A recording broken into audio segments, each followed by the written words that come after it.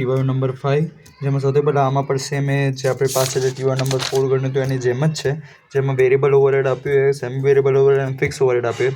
Fix એટલે કે એની રકમ એકદમ એમ રાખી દઈશું. વેરિયેબલમાં બંને તરફ આપણે પર્સન્ટેજ નીકાળશું.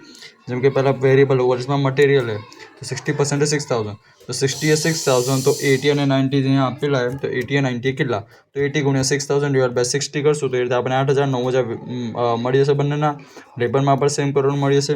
સેમી વેરિયેબલ ઓવરહેડ એમાં શું કરવાનું કે સૌથી પહેલાં ઇલેક્ટ્રિસિટીના કેટલા આપ્યા છે 30,000, એમાં 40% અને ફિક્સ છે અને 60% વેરિયેબલ.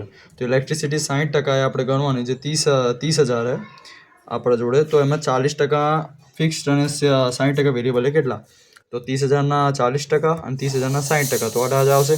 હવે આ વેરિયેબલનું જ હંમેશા નીકળવાનું. ફિક્સ તો થઈ ગયું, તો ફિક્સ અહીંયા લખી દેવાનું 12,000. વેરિયેબલનું કેટલું 18,000 છે ને, 60 18,000, તો 80 અને 90 એ કેટલા, તો 24,000 27,000, તો 24,000 અને 27,000 લખી દીધા. પછી સેમ હવે રિપેરમાં શું હોય કે 3,000 અલગ અલગ આપ્યા. 80% ફિક્સ છે, તો ફિક્સના તો આપણને એમાં 3,000, તો ફિક્સ તો લખી દેવાનો 3,000.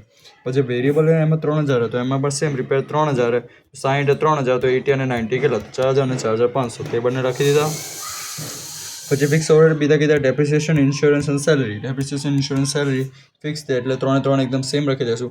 ટોટલ ઓવર એટલે આનું ટોટલ ને આનું ટોટલ કરશું તો આપણને 1,11,000 ને 1,18,500 મળશે.